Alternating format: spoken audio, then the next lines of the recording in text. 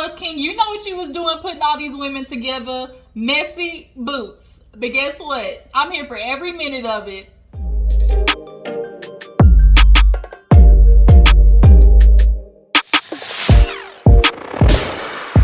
What's good, y'all? Your girl G here. Welcome back to my channel. We have a new show to add to the roster, you guys. We got BET Presents Encore. I forgot this show was even coming out. I remember seeing the preview or trailer for it way back when on the Shade Room, and I thought it honestly was just like some idea, but I didn't know it was like going to come into fruition. But it premiered last night, and baby, the streets is talking. The streets is just whispering and humming and yelling, especially over these two sisters, Fallon and Felicia. They just walked up and broke up the scene, feeling like they the whole goddamn plate meal buffet, walking around like they ribs, baked chicken, macaroni and cheese, coleslaw, cornbread, and this large sweet tea on the side. They walking around the house feeling like that. But let me tell you, I'm gonna tell y'all ain't nothing but a little bit of accoutrement, okay? Y'all are, a little bit of, maybe a little snacky snack. Y'all might be a little bit of a PB&J sandwich, okay? Like, y'all ain't giving what you feel like y'all are giving. Like, yeah, they really need a reality check. But this show might just give it to them. Because definitely from how they acted in this first episode, people was not rocking with them online, okay? And I think, the way people feel is going to give them a quick reality check.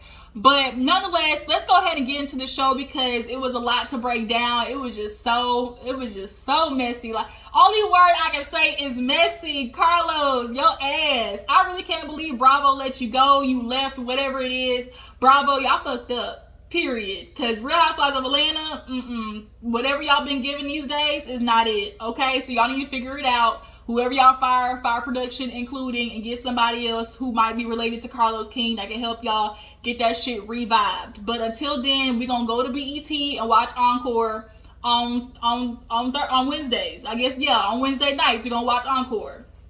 So let's go ahead and get into everything. If you're new to my channel, appreciate you for clicking on this video, but take it a step further, go ahead and click that subscribe button, okay? That's all you gotta do. It's free 99. Hit that button.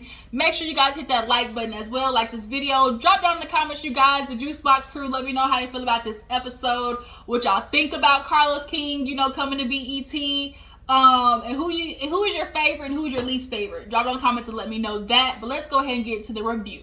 So we open up with the sisters coming in, Fallon and Felicia. They are from Cherish. They're kind of feeling like, they HBICs. They had their little gold hit or whatever, but the group broke up and now they just kind of are behind the scenes.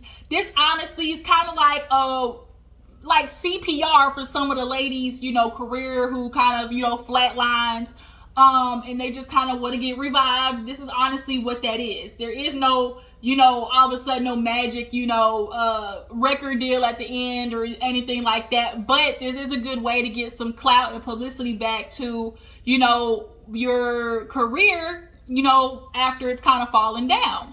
So Pam comes in from Total. Y'all, Total is my shit. Can't you see? My karaoke song in my car. There's, everybody has that one song, no matter how much you want to try to not belt it out, sing it, whatever. For me, that's Can't You See? Because especially at the end, where it's like, can't you see, you and me, we're meant to be together. Don't walk away from me. And then at the end it goes, now it's just you and me. Whoa, whoa. That's me. I'll be screaming in the car. But yeah, she came in and immediately the sisters was like, oh shit, this gonna be geriatric. I was expecting, somebody closer to our age and whatnot. So immediately they're off the bat showing their personalities. So after Pam, I think Nivea came in. Nivea is one that I really feel like is going to get the breakout that she needs from this show.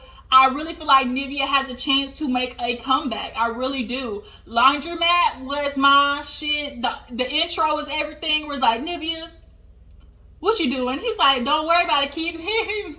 If you would take care of your business, you wouldn't have to ask me no questions like that. That intro is everything. But yeah, Nivea came with the colored hair. Nivea is just nostalgia. She came in, even though she's not from a group, she's a artist who kind of had their chance in the past and now looking to kind of like get back into it. So of course Felicia and Fallon are looking her up and down like, yay, Nivea. But what else we got? So then we get from Nivea to Keely from 3LW and Cheetah Girls, right? She comes in and she's somebody that, I'm familiar with. Everybody knows with the promises. Everybody knows that. And so when she came in, I think Felicia and Fallon definitely kind of like, oh, okay, maybe we can work a little bit with that. So then we had Aubrey O'Day from Danny D. Kane. She walked in, y'all. I remember Aubrey O'Day from, like, what happened to her? There's this thing that happens when you get work done where you just kind of look. The only word I can think of is stuffed. Like, that's the only word that comes to mind when I see Aubrey O'Day, when I see Kim Bella. Like, the only word I can think of is stuffed. Like, it looked like it hurt. Like, you are walking around looking like you had an allergic reaction to peanut butter or something. If you was allergic, bitch, that's what you would swell up and look like. I really wish Aubrey O'Day did not do all that shit to her face. Like, stop touching y'all faces, y'all. But nonetheless, she came in, only white girl that's gonna be on the show. And she came breaking up the scene with Fallon and Felicia later on in the episode. So then, last but not least, we had Misha and Irish from 702 come in, and they're kind of older, but they had some hits, y'all. Everybody had platinums besides I think Cherish. I think they went gold, but nonetheless, everybody else had at some point had platinum. Oh, Shamari came in. I forgot, y'all. She's from Housewives of Atlanta. Her hair was bomb. I like the long braids with the beads in there. So yeah, everybody's getting introduced. Felicia and Fallon already in the confessional talking about, oh my God, like, what we gonna do with this? We clearly out of the league. Like, what are we supposed to do? Everybody's getting acquainted. They're just kind of talking about, the history of girl groups and how it's kind of hard. Every time it breaks up, it just kind of gets real messy. And they don't want to do that. They want to be able to be different and have, girl groups, work together. That shit was shot in the foot.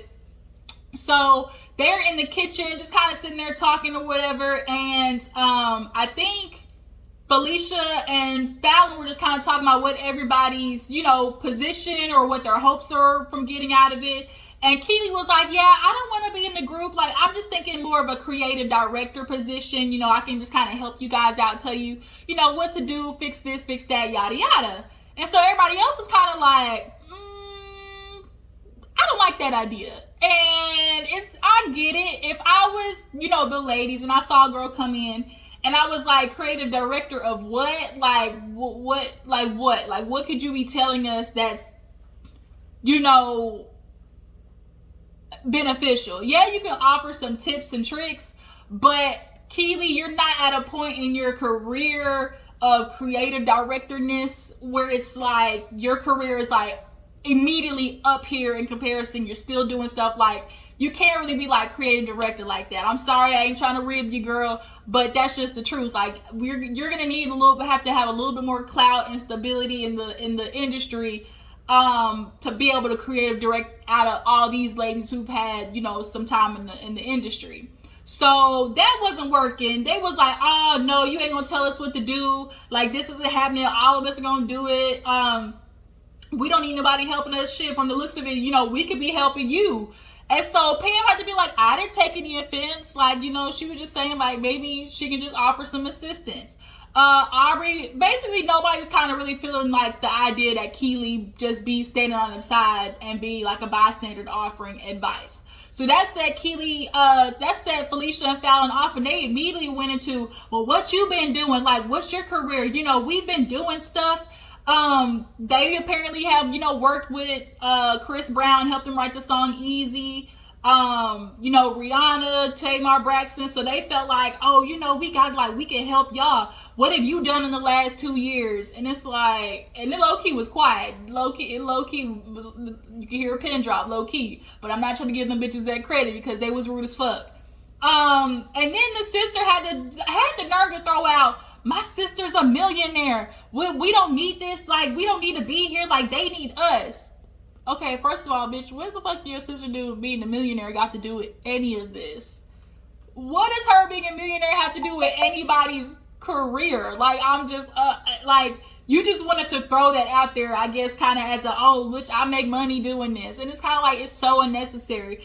People who have such, you know, a career, got people, like, you don't want to mess it up being like a bitch, because then people don't want to work with you. And then if you, like, people don't like you, people are going to distance themselves because they don't want to be affiliated with that. You know, birds of a feather flock together. So the fact that they were going off, Misha stood up and, like, kind of met them at their energy, and they kind of low-key went from, they brought that shit back down. And she was like, who are you? She's like, I'm Misha. And so they didn't know where she was from. I mean, their generation, they're not gonna know. But if you are a person who's in the music industry, you gotta know where you've been to know where you're going, period. Like, the industry isn't where it is today without the help of them previously. So, like, show respect to your elders. That's kind of how I feel. Like, you ain't gotta like everything they do, but you gotta respect, you know, their input into the industry. So now they off leaving, and everybody else is just kind of standing there like, okay, this is the shit we gonna have to deal with. So what happened after that? I think they were all cooking in the kitchen or something like that, and Shamari and a couple of ladies were talking about what happened after that.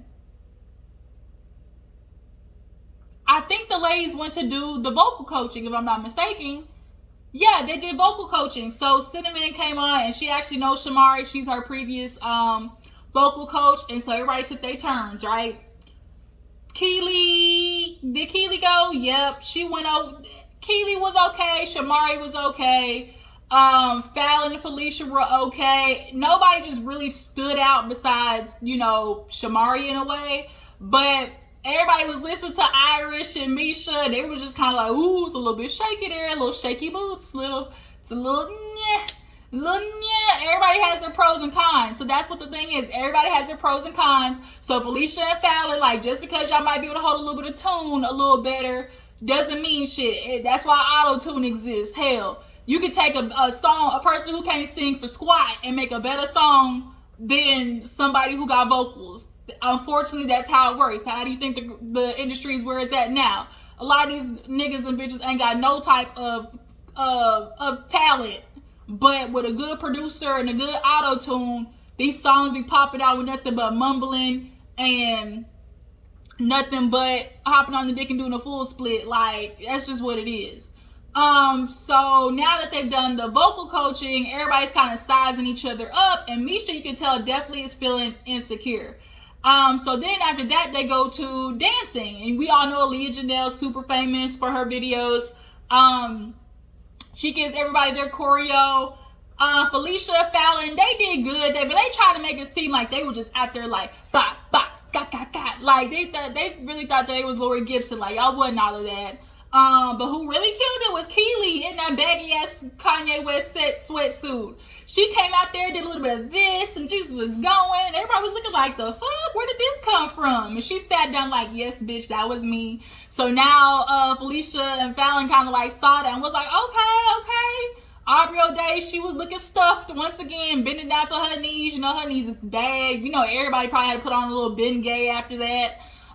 So they get done with that, and then they kind of have a moment in the kitchen where Irish was talking about her sister. She had a twin sister who passed away from cancer. So they kind of all had like a little emotional moment. We're just in the kitchen talking. Pam was like, ain't God good? Pam is, you know, she on Jesus' side now. You know, she was going through a lot in the past.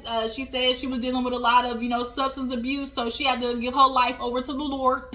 And ever since then, she has been drinking ginger ale and praying. And that's, I guess, how it can be. She actually ended up praying with the twins outside. Felicia and Fallon, they was doing some music or whatever, and she prayed with them, and the other girls saw it, and they was kind of like, yeah, they need some prayer, because the way they was acting, you know, was not it. Don't nobody want to deal with that. So Felicia and Fallon the next day actually end up pulling the girls to the side. They were talking on the couch, and we're kind of like apologizing, like, oh, you know, I don't want you to think that's who we are. You know, we really kind of let things get out of hand. We want the girls, you know, to all work together, see what our strengths and weaknesses are. Keely, Irish, not here for it. Keely's face was killing me. She was just looking like,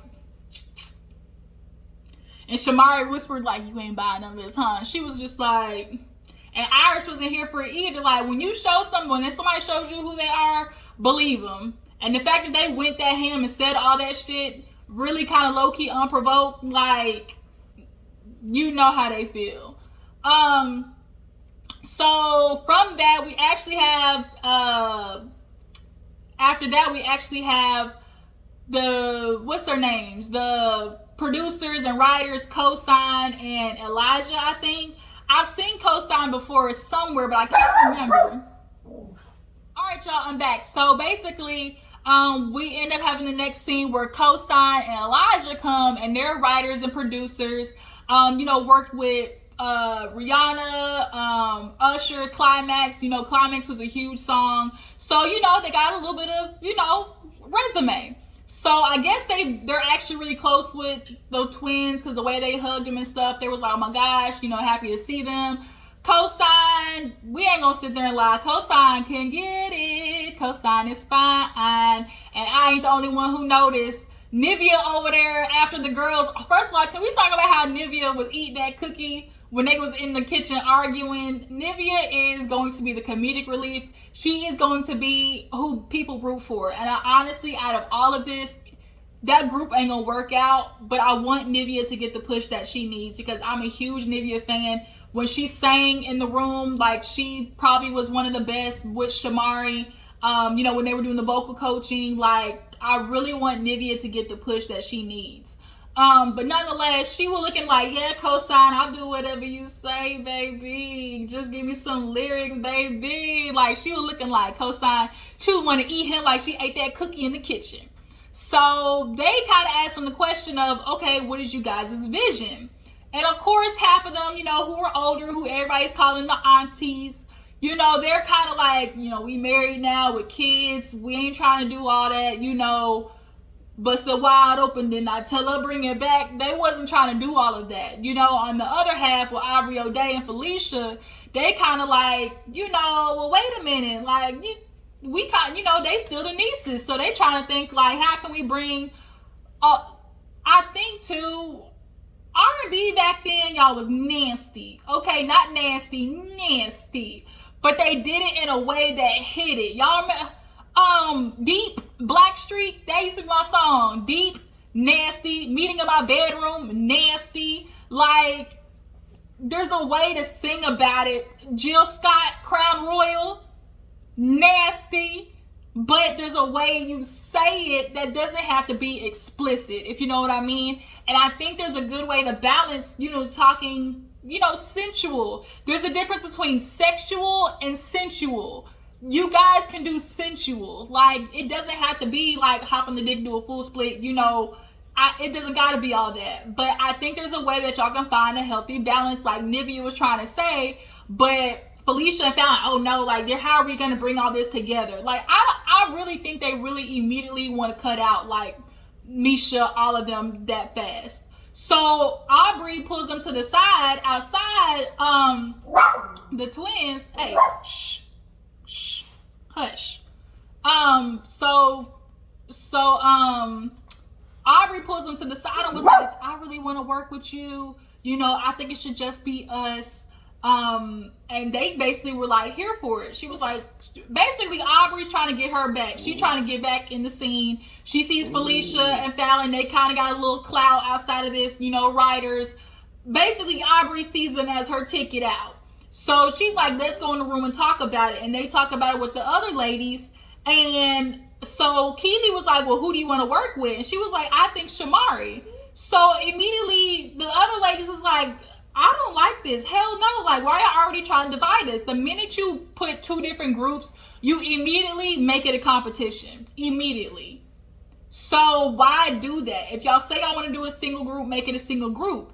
But they, you know, they they just was kind of like, okay, whatever, but really didn't agree with it. You know, they just kind of reluctantly said, okay, I think, just to get out of the conversation. So Keely's outside talking with Misha and Irish and all that, and they're not liking it. They're like, why the fuck would we do that? Like, that's not what we're trying to do. Like, if we said we're going to make a single girl group, that's what we need to have. So Keely's like, I'm not liking Aubrey. Like, I see her manipulating. She's just trying to, you know, get with the girls who she can manipulate and who she can work with, and she's acting real divisive. I don't like that shit. Keely killed me when she went up to the mic and did the broken promises. It's like she could laugh at herself. She was funny.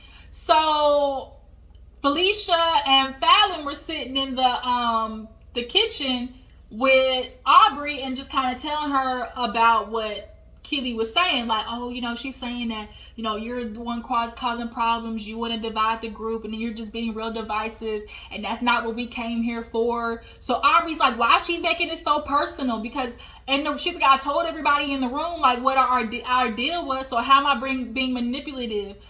I think one point that I do think Aubrey had that is valid is that we all clearly have different visions of what this is. How do we create something where a vision makes sense for everybody, right? And if that doesn't include there's no way you're going to have a 9-girl group. It's not humanly possible. The most you're going to get is 3 to 4 girls in a group, and that's how you really keep it. It shouldn't be any more than that. So if that's the truth, and y'all all have been in the industry long enough to know that 3 to 4 girls is typically where it's at, you know, why not? I don't know. I kind of battle that, because it's like, if your vibe is not my vibe, why would we clash it? But that's the whole point of an album. Like, that the album gives everybody an opportunity to give each, you know, person a chance to kind of get what they're feeling in on the album, you know? So Aubrey immediately took it there, was like, I can't believe she's talking about me. You know, the next time I see her, I'm gonna say what I gotta say. And literally, coincidentally, here come Keely, and she's like, I heard you were talking shit about me, you calling me divisive. And she basically was like, yeah, I said that. I think you're being divisive. I think you're trying to split the girls up. I think you're manipulative. That's what I feel. And that's that on that. I said what I said. So now Aubrey's like, why are you trying to make it a problem? Why are you making it personal? I told you in front of everybody how I was feeling. Like, you don't need to end up doing this, because what we need to try to figure out to do is what we're doing with the group. I'm not trying to break nobody up. You ain't got to never talk about me behind nobody's back. If you mention my name, I need to be there. And so basically shit got started, and that was where the episode ended. So it's kind of like, oh shit, Carlos King, he done lit the match. You know, now we watching, you know, in the cartoons where like the flame is just like just going down in the line. That's what we watching right now. Nicole Kaboom is about to happen during this season, basically. So tell me how you feel about, you know, Encore.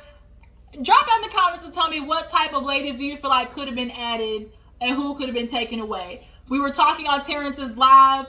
They really could have had some other girls on here. A. Marie, Christina Milian. What about the group Jade, Zane? Like, those were some girl groups, y'all, okay? Jade, Cut Close, Allure. You know, there were so many different girl groups they could have took from. I think they said Carrie Hilson. I said Carrie Hilson would have been a good one because she's a writer. So that could have definitely been something. Like, y'all drop in the comments and let me know who y'all think would have been a good addition to this cast. How do you guys think the season's going to go? Do you think Felicia and Fallon are going to stay, you know, the troublemakers? Are they going to stay, you know, the antagonists of the group? And I'm just excited to see how this is going to go. Carlos King, you did it again. You did it again. And famous words of DJ Khaled, another one. Bravo, you fucked up. All right. I gotta go, you guys. I really appreciate you for tuning in. Like, post, tag, all that good stuff. I will see you in the next video. Deuces.